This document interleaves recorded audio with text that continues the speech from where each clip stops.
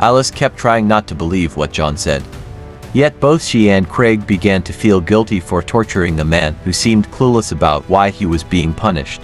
Still, Alice refused to let him go, convinced he was only lying. They then tried another method, injuring John's leg and forcing him to say their son's name.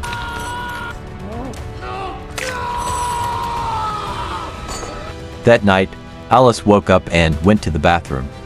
Meanwhile, in the basement, John, still handcuffed, was struggling to break free. With great effort, he finally managed to release himself from the restraints on his hands and feet. He then crept upstairs, trying to escape. But Alice, still sitting in the bathroom, was startled by the sound of the bedroom door slowly opening. Panic and fear washed over her. The only thing she could do was glance at her husband, still asleep in bed.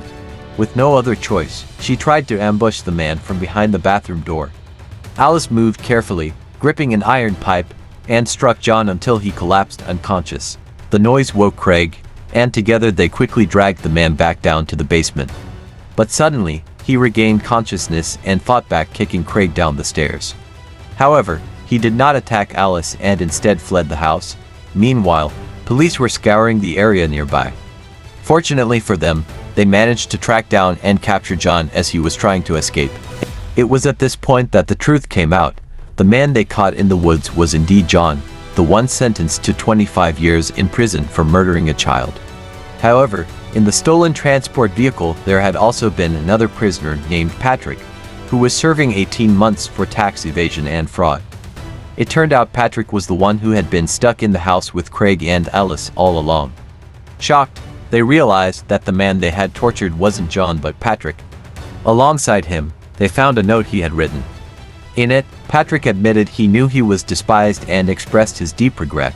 He confessed that he deserved the way they treated him, but he could no longer endure the endless torment. Unable to withstand the pain, he decided to end his own life. The horrifying truth was clear.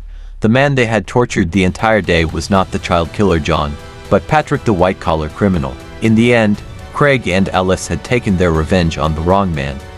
The tragic mistake left them crushed with guilt, knowing Patrick had taken his own life because he could no longer bear the suffering they inflicted on him.